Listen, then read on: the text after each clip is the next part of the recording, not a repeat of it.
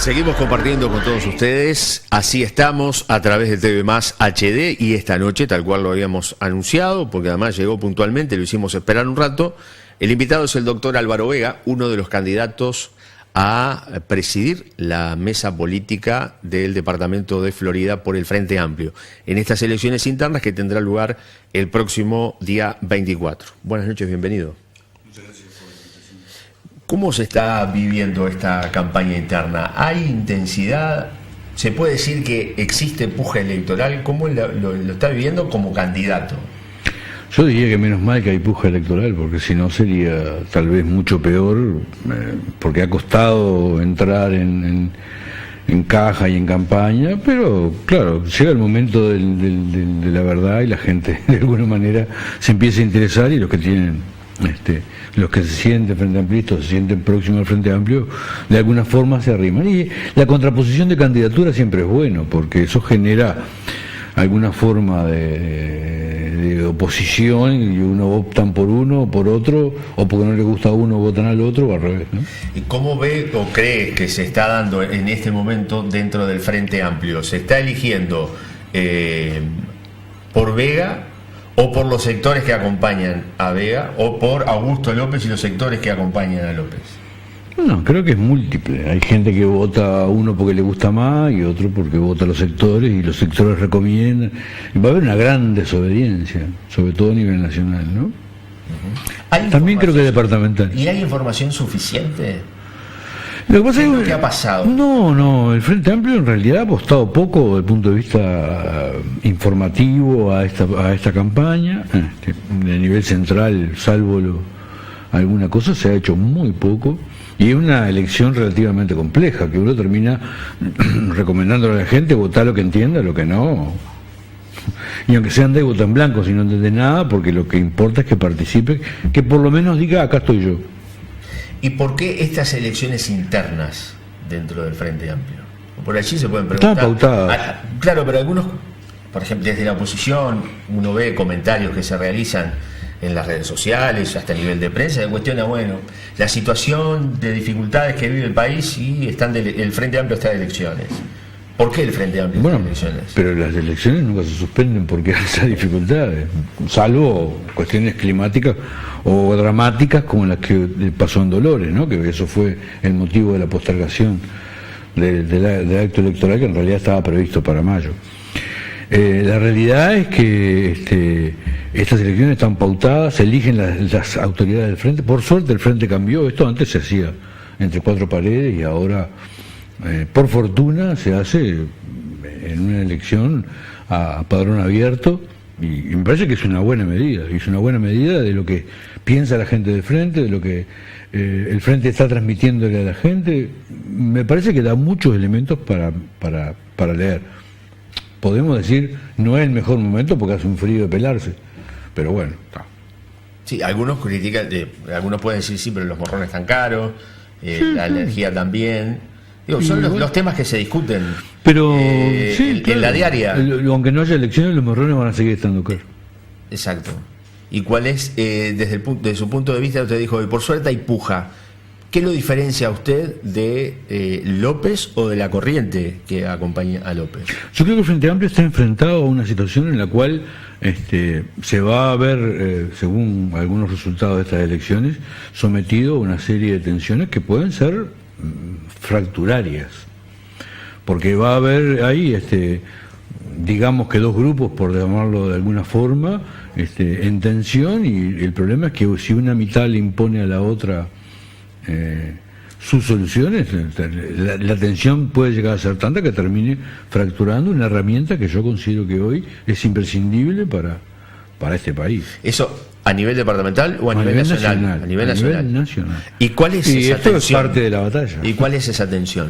¿En qué consiste esa tensión interna? Esa tensión consiste en que hay grupos que de alguna manera tienen distancias que yo me resisto a llamarlas ideológicas, porque me parece que no son, de posiciones de poder, diría que por son, ejemplo, más que ¿en qué? Como para que se entienda. No, pero claro, hay un y de repente grupo, esté pensando en ir a votar y hay un grupo que estaba alrededor del MPP, del Espacio 609, y hay otro que es el Frente Libre Sereñi, y después vemos un montón de gente al medio, que en realidad no tenemos una definición por un lado o para otro, pero que yo en muchos lados he dicho, llegó la hora de los independientes.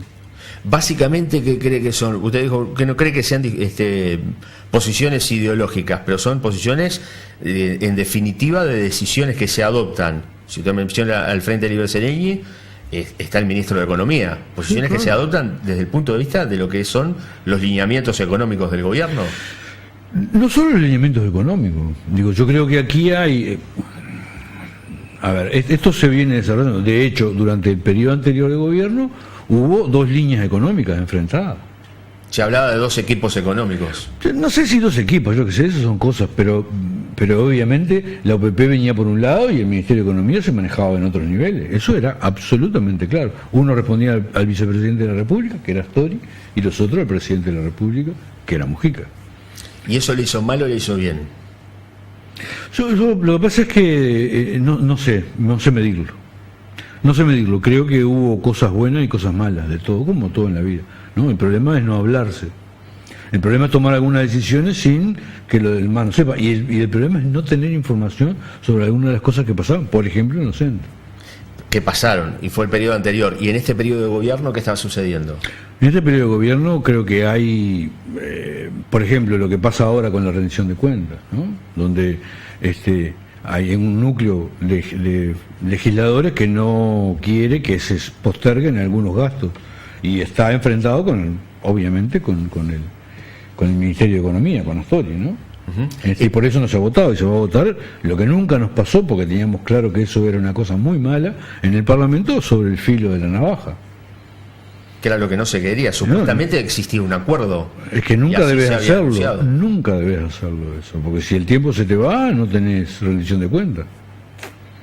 Y desde usted mismo está distanciado ideológicamente de esas corrientes, no, o está enfrentado. No, ni una porque cosa por allí ni otra. se maneja, bueno, se maneja para los dos, porque también se maneja para el caso de Augusto López. Bueno, si gana Augusto López va a haber problemas internos en el Frente Amplio de Florida. Si gana Vega, ni te cuento. Uno recuerda el episodio que se tuvo con el doctor Yamandú Bermúdez, o que protagonizó el doctor Yamandú Bermúdez cuando se anunciaron quiénes iban a estar en la presidencia. Eso no lo hice yo. Así que yo no tengo problema, él es el que tiene problema. ¿Usted no tiene problema con ninguno? Con ninguno. Porque además considero que el Frente Amplio somos todos. Ahora, eso sí, hay cosas que hay que definitivamente modificarlas. Por ejemplo. Y hay que tener transparencia desde el punto de vista económico, por ejemplo. ¿En el Frente Amplio? En el Frente Amplio hay que saber cuánto dinero ingresa, y no estoy hablando solo de Florida, y en qué se gasta y cómo se gasta. Hay que tener una rendición de cuentas como se hace en cualquier club de barrio de fútbol. ¿Eso no existe actualmente? No existe. Esto viene bien pero más allá de eso, volviendo al ideológico, yo no es que tenga, yo me gustaría decir que tengo diferencia ideológica. En realidad yo me fui del MPP porque creí que no estaba cumpliendo con lo que nosotros de alguna forma habíamos preconizado toda la vida. Me parecía que habían abandonado y la austeridad y toda esa cuestión. No es la austeridad no es que el viejo viva en un rancho. Eso no es austeridad. Dice el viejo, dice Mujica. Mujica, digo, que la gente esté gastando dinero por ahí en fiesta o en... No, eso no es austeridad. O en viajes que no son justificables. Eso no estoy de acuerdo, no voy a estar jamás de acuerdo. Y cuando ya hablan, yo decía hoy, todo el mundo habla de cambio ahora. Todos ahora queremos cambiar, y si estamos todos de acuerdo, ¿por qué no cambiamos? Y nos dejamos de dar vuelta. ¿Y qué es lo que hay que cambiar? Usted habla de eso, una transparencia interna en la nos dio una crisis de que ahora hay que hacer participar a la gente, pero digo, de alguna manera la gente no participó por algo. Hubo decisiones que hicieron que la gente no participara, o que el Frente Amplio estuviera metido ahí en el comité de Barreiro y no saliera afuera, porque si no, no hubiera pasado. ¿Y qué se debe hacer para que se salga o que la gente vaya al comité de Barreiro? Hablando de la calle Barreiro, que es donde está el... Sí, yo creo que hay que salir del comité de Barreiro. Y hay que hacer el comité de Barreiro un lugar amable, donde la gente vaya y sienta que es su lugar, no el de unos pocos que se quedaron ahí adentro, que eso es lo que pasa cada vez que en un local de cualquier tipo hay gente que se hace dueña del local, ¿no? ¿Y usted cree que la gente, el ciudadano común, quiere discutir o debatir sobre temas de la política cotidiana? Lo que pasa es que... ¿En un local Porque discutimos todos los días. Bueno, pero no importa, no precisa. Porque el uruguayo discute de política y de fútbol todo el permanentemente. Tiempo. Pero es que no precisa que vayan. Hay que generar los espacios necesarios para que no tenga que ir a ningún lado, si no quiere. Hay que tener en cuenta a aquellos que su opinión se valida cada 4 o 5 años con su voto. Hay que tener en cuenta a los que militan en la computadora. Hay que tener en cuenta a los que se reúnen, ya sea en un comité de base, en el boliche de la esquina o yendo a la feria. No importa, hay que tener en cuenta a todos y a todos hay que darle un espacio. Es un desafío complejo. También aquellos que van al comité de base o participan del comité de base. El mundo cambió. Los comités de base que yo viví en el 71, cuando tenía 14 años, no se van a reproducir, porque es imposible. Tampoco los clubes de fútbol ni de básquetbol, bueno, de básquetbol no hay, pero tienen hoy una trascendencia social que tenían antes. Hay cambios sociales que evidentemente se transformaron, son cambios culturales. Claro, pero el Frente Amplio sigue con el mismo estatuto. ¿Esa realidad? Y sigue con el mismo estatuto del 71, de un mundo que se terminó hace mucho. Sigue con las mismas estructuras, con la misma forma de definir las direcciones que hace 40 años, en el 71, donde comunicarse con alguien era todo un problema, y ahora, con un aparato que todos tenemos, te comunicas con el mundo. Ve internet, hace cualquier cosa. Volviendo un poquito hacia atrás en lo que usted afirmaba, que no se conoce el dinero que ingresa al Frente Amplio como... Tampoco a nivel nacional. No es que por eso a nivel nacional. Hay toda una discusión sobre la financiación y financiamiento de los partidos políticos.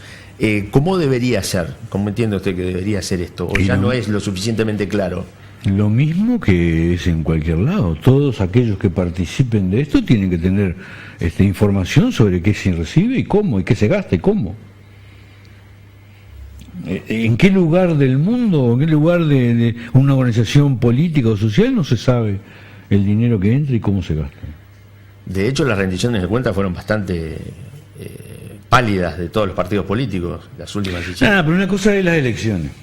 Yo no estoy hablando de las elecciones, estoy hablando de lo que ingresa todos los meses. El Frente Amplio le cobra 15% a todos los cargos políticos. Hace una cuenta de cuánto debe estar recibiendo por mes. ¿Y ese dinero?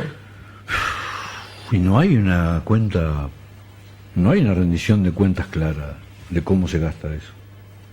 Por ejemplo, digo, como una de las cosas de la transparencia que me parece vital. En el Frente Amplio de Florida ingresa dinero, nadie sabe muy bien en qué se gasta ni cómo. Y no puede no haber rendición de cuentas. No sé si habrá, yo, por mí que se ponga una página web, esto no es misterio. Tampoco acepto que nadie venga y ponga dinero calladito a la boca y diga, no digas que yo te lo di. Si me lo das, decís que lo diste. Suponete por una campaña electoral, me parece que... ¿Cuál es el problema?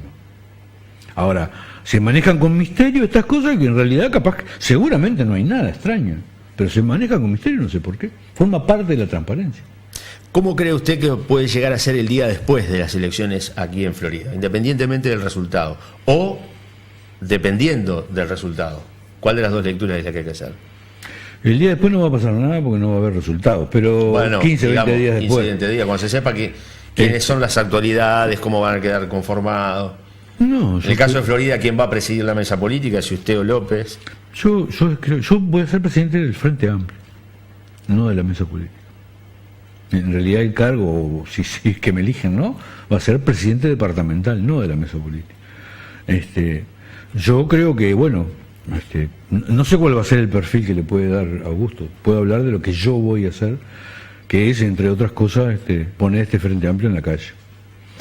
De muchas maneras. Primero, una de las cosas que vamos a hacer es trabajar para que haya cabildos abiertos, que se van a llamar Hugo de Ibarburu, en el cual la gente pueda ir en barrios o en pueblos, pueda ir a plantear sus inquietudes, qué es lo que cree, con dos líneas de acción. Una es la localidad como cuestión social, y la otra va a ser el Frente Amplio, como quieren que el Frente Amplio sea, o qué le falta, o qué le creen que se le puede agregar, o qué puede hacer el Frente Amplio.